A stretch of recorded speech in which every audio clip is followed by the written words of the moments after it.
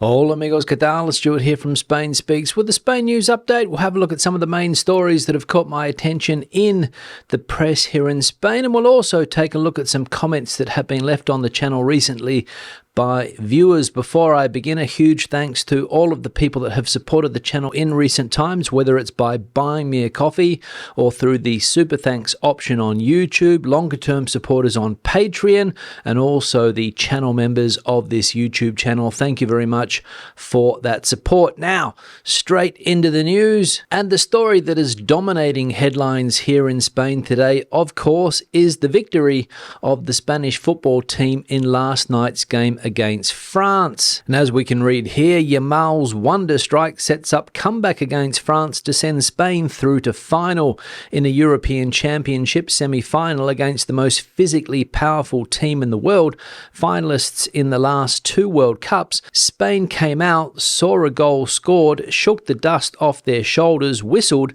accelerated to score two goals, came from behind, and then decided that there, in a European Championship semi-final with an hour to go, nothing more was going to happen. As if it was Spain's power to choose the destiny of these matches, including those of a European Championship semi-final, as if the team had a remote control to press play, then pause, then forward, then backwards, then stop. Spain in the European Championship semi-final ruled the night as they pleased, decided what happened and what didn't, and with the wonderful cheek of a 16-year-old, the owner of a stratospheric goal. And of course, the goal by that young man, 16-year-old Yamal, has to be seen to be believed. An unbelievable strike from somebody so young in such an important game. So Spain has definitely uncovered a special football talent with this young man, Lamine Yamal. Second piece of news now, and Spain's migration crisis again dominating headlines. And today, the central government and the autonomous communities will meet to address the distribution of migrant youths,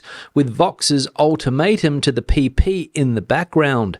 The sectoral conference on childhood and adolescence, which brings together the heads of the government, the autonomous communities, and the Federation of Municipalities and Provinces, is meeting this Wednesday in Tenerife to discuss the distribution of unaccompanied migrant minors with the autonomous communities.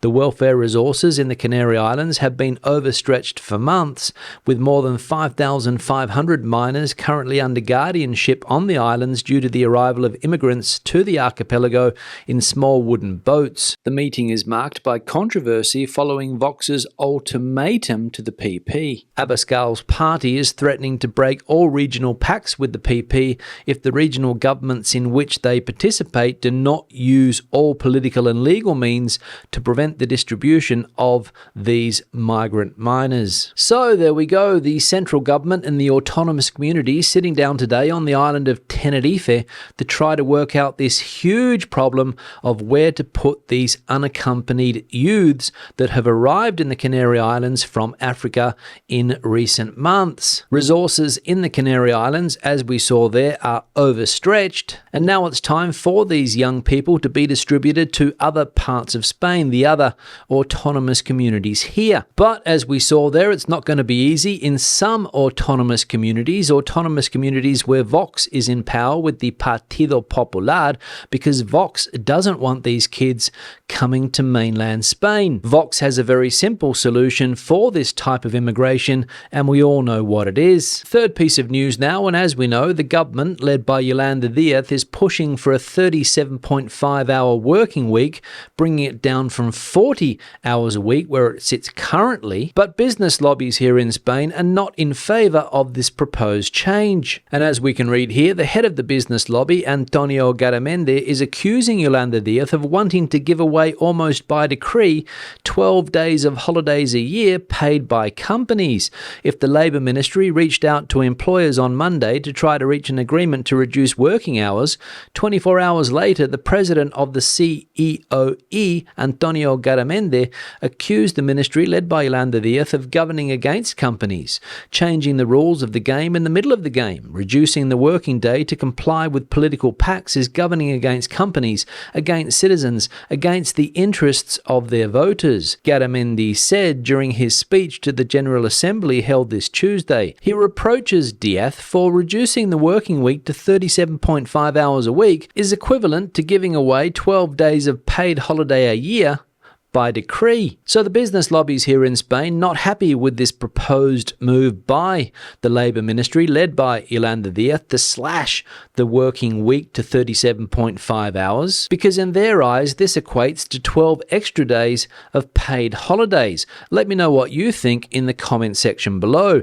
Reducing the working week here in Spain, good idea or bad idea? And the final piece of news we'll look at today, and the Barcelona anti-tourism protest that took place last weekend is still making headlines, and now there is said to be outrage after Barcelona's battle cry against mass tourism. The City Council condemns the inconvenience caused to tourists. Barcelona City Council condemned on Monday the harassment of tourists caused by some demonstrators on Saturday the 6th of July and called for respect for visitors after the dissemination of images showing people shouting at tourists and dousing them with water pistols on the terraces in the centre of the Catalan capital. The inhabitants of Barcelona have joined the massive demonstrations that have already taken place in other cities in Andalusia, the Canary Islands and the Balearic Islands against tourist overcrowding.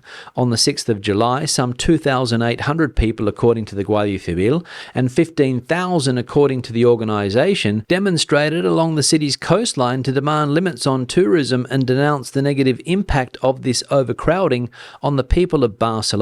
The uncontrolled increase of tourist flats in recent years has had a negative impact on the lives of Barcelona's residents by raising housing prices and driving residents out of their neighbourhoods. So the Barcelona City Council condemning the inconvenience caused to some tourists in Barcelona last Saturday. People that were minding their own business, trying to enjoy the city of Barcelona and everything that city has to offer. People that were sitting down at restaurants having dinner at around 6:37 p.m. when this group of protesters came up and started squirting them with water pistols and telling them to go home. Absolutely disgraceful behaviour from these protesters, and they took the fight against tourism here in Spain to a whole new level. Now let's have a look at some comments that have been left on the channel recently. One here from Michael: as an Irishman, I will be supporting our English neighbours in the Euro football match. However, I do love Spain. They play exciting football and I wish them well also. Yeah, Michael, thanks for the comment, and of course referring to the Euro football championship, which is currently taking place in Germany, I believe, and as we know and as we saw earlier, Spain is through to the final. However, England is not through yet. They still have a game to play. Tonight, I think the game takes place against the Netherlands. And wow, can you imagine if England do get through and face Spain in the final on Sunday? What a game it will be. One here from Paul's: €4 is nothing in the scheme of things to visit Barcelona. If I flew from New Zealand to Barcelona and returned next week, it would cost me up to 6,000 New Zealand dollars in airfares alone. Yeah, Pauls, thanks for the comment, and I suppose if you look at it that way, €4 per night to stay in a city like Barcelona is not a lot of money if you were shelling out 6 grand New Zealand to get there. But my biggest issue with these tourist taxes is, where does the money go? Does the City Council use that money to improve the infrastructure for tourists? I don't know, considering the amount of people that are still complaining about over-tourism in that city. Or is the money spent on other things? I don't know, but that's the question. One here from Amph: okay, this is going to be an unpopular opinion. I don't get the hype with Barcelona. I've been once. I didn't hate it. I saw the Sagrada Familia, which impressed me. But apart from that, I don't see what makes Barcelona any better than any other number of other cities across Spain or Europe as a whole. And another similar comment here from Outdoor Chilled: sorry to say, Barcelona overrated and overpriced. Scams, pickpockets, violent robberies, extra fees in restaurants, polluted, corruption, unbearable, humid and muggy in July, August, and generally filled with hustlers. Changed a lot in the last 10 years, not as friendly as it was before. Moving to a cheaper, safer and less touristy location as soon as I can. Love from 10 years plus living in Barcelona. Yeah, Amph and Outdoor Chilled, thanks for those comments. And as we can see, Barcelona perhaps is a little overrated. Amph wasn't impressed by what they saw in Barcelona except for the Sagrada Familia, and also saying there that Barcelona is no better than any other city that they have seen here in Spain. And Outdoor Chilled, from what we can gather from that comment, is absolutely fed up with the city of Barcelona and is looking to get out. They say it's overrated, overpriced, full of scammers, pickpockets and hustlers, and most importantly, not as friendly as it used to be. So Barcelona, definitely not flavour of the month for those two people, but let me know what you guys think in the comment section below. Is Barcelona overrated, or is it a city that you should visit? Let me know. One here from Toro: the protesters are misguided, not going at the government for tourism.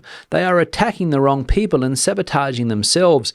There's big talk in America about Spaniards being mean. Soon enough, the Spaniards won't have to worry about tourism as news travels. Yeah, Toro, thanks for the comment, and you're right, these anti-tourism protests here in Spain, especially the one that took place at the weekend in Barcelona, are getting a lot of international press. I've seen articles about this anti-tourism movement in Canadian press, US press, Australian press, and even in New Zealand press. So news on this topic is really travelling fast. However, I need to point out that not everybody here in Spain is against tourism. In fact, the majority of people here understand how important tourism is for the Spanish economy. But there's a group of radicals, a small group of radicals, that like to protest not only about tourism, in fact, they protest about anything they can. And these are the people that are unfortunately making life tough for tourists in Barcelona. And the final comment here from user: I've cancelled Spain.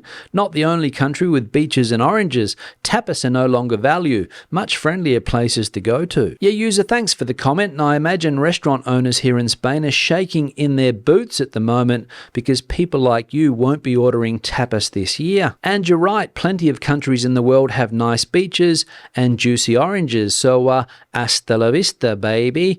On that note, I'm going to wrap the video up. Questions and comments, please leave them in the section below. If you have anything to add to the conversation today, the comment section is the place for you.